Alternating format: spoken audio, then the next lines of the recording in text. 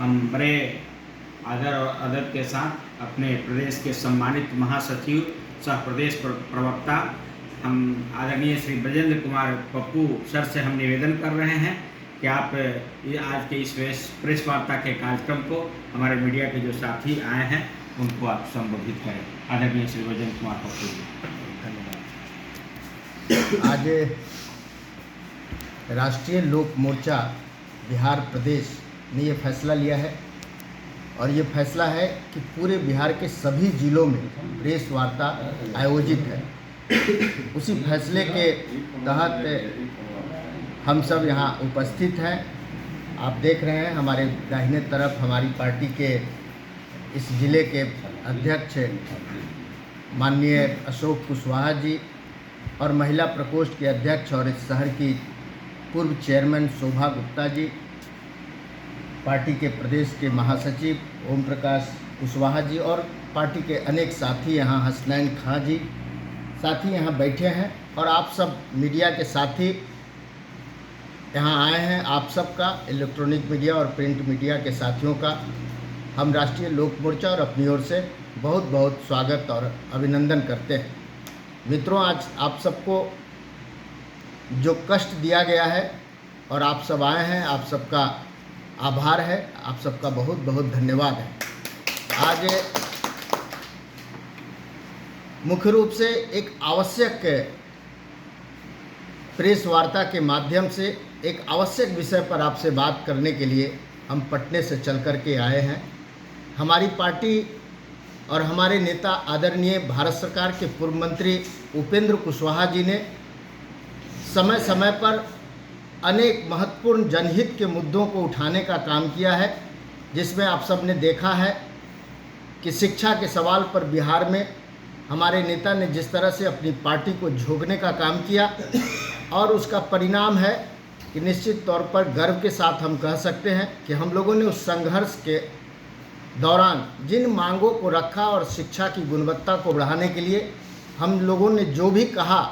जो भी मांगे रखी और जो हम लोगों ने उनको प्रस्ताव दिया सरकार को, आज हमारी एनडीए की सरकार यशस्वी विकास पुरुष माननीय मुख्यमंत्री जी उन मांगों को मानने का काम किए हैं। और जिस तरह से आज बीपीएससी से शिक्षकों की बहाली हो रही है, जिस तरह से इंफ्रास्ट्रक्चर के क्षेत्र में शिक्षा में काम हो रहा है और हर तरह से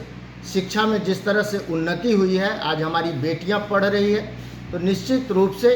जो राष्ट्रीय लोक मोर्चा और हमारे नेता आदरणीय उपेंद्र कुशवाहा जी ने जिस तरह से इन सवालों को उठाया और सरकार ने उन सवालों को मानने का काम किया और कैबिनेट से पास होकर उसको लागू करने का काम किया, निश्चित रूप से हम पूरे विश्वास से आपको बताना चाहते हैं कि आज शिक्षा में गुणवत्ता आई है और आने वाले दिनों में हम बिहार निश्चित रूप से शैक्षणिक रूप से काफ़ी संबल प्राप्त करेंगे और हमारे जो बच्चे हैं, हमारे जो बेटे और बेटियां हैं, गरीब के घरों तक शिक्षा की ज्योति जाएगी। ठीक उसी तरीके से कॉलेजियम के सवाल पर हमारे नेता ने मंत्री रहते लोकसभा में सवाल उठाया था और निश्चित रूप से कॉलेजियम में जिस तरह से जजों की बहाली की प्रक्रिया है जो गैर जनतांत्रिक है, निश्चित रूप से उससे सामाजिक न्याय को धक्का पहुंच रहा है और सामाजिक न्याय के हितों की रक्षा करने के लिए जिस तरह से आईएएस, आईपीएस और भी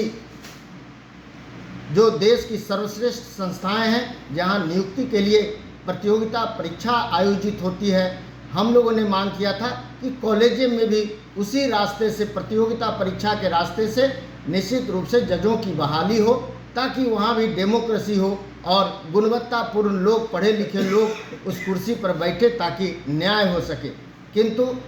हम लोग, जैसा कि हमारे नेता ने बताया भी है, कि देश के मात्र 250 परिवार कॉलेजियम सिस्टम के माध्यम से उच्च न्यायालयों में जजों के पदों पर बैठे हैं। उसके चलते जो सामाजिक न्याय की अवधारणा हमारे संविधान में बाबा साहब ने जो अधिकार गांव में रहने वाले दलितों, पिछड़ों, अति पिछड़ों और सभी जाति के कमज़ोर लोगों के लिए जो प्रदत्त की है, जो दिया है, उन अधिकारों का हनन हो रहा है। ठीक उसी तरह से एक महत्वपूर्ण विषय, जिस विषय में हम आपके बीच आए हैं अपनी बात, अपनी पार्टी की बात को रखने के लिए, वो वह है कि जो संवैधानिक अधिकार है 10 वर्षों पर जनगणना करने का और लोकसभा और विधानसभाओं के परिसीमन करने का निश्चित रूप से आपको बताते हुए हर्ष हो रहा है कि देश में पहले नेता हैं हमारे नेता आदरणीय उपेंद्र कुशवाहा जी, जिन्होंने इन सवालों को मुखरता से उठाने का काम किया है। और मुखरता से सिर्फ उठाने का काम नहीं किया है, बल्कि इस संकल्प के साथ कि संवैधानिक अधिकार परिसीमन सुधार के संकल्प को हम पूरा करके ही दम लेंगे। निश्चित रूप से राष्ट्रीय लोक मोर्चा ने इस संकल्प को दोहराने का काम किया है। आज आपके बीच हम उस संकल्प को दोहराते हैं कि निश्चित रूप से जो पूर्व में होना था, आज़ादी के बाद 51, 61 और 71 में परिसीमन हुआ और क्रमशः 494, 522 और 543 सीटों पर आज लोकसभा में वो सीमित होकर के रह गया। और उसके बाद फिर परिसीमन पर तत्कालीन प्रधानमंत्री आदरणीय इंदिरा गांधी ने इमरजेंसी के समय जिस तरीके से जनता के जनतांत्रिक अधिकारों का, जिस तरह से संवैधानिक अधिकारों का दमन किया था, और उसी दमन के क्रम में फिर से जो होना था परिसीमन और क्षेत्रों का जो निर्माण होना था उसको रोक लगा दिया, जनगणना पर रोक लगा दिया और ये 25 वर्षों तक के लिए उन्होंने किया। आपको बताते हुए मित्रों दुख होता है कि उस समय जिन जिन काले कानूनों को आपातकाल के समय लागू किया गया, उसमें से मात्र एक या एकाध और हो तो हो, हम लोगों ने जो देखा है उसे मात्र यह एक काला कानून आज तक लागू है कि 25 वर्षों तक रोक लगा दिया गया और पुनः 25 वर्षों तक रोक लगाने के चलते लगभग 50 वर्षों तक इस देश के अंदर परिसीमन का काम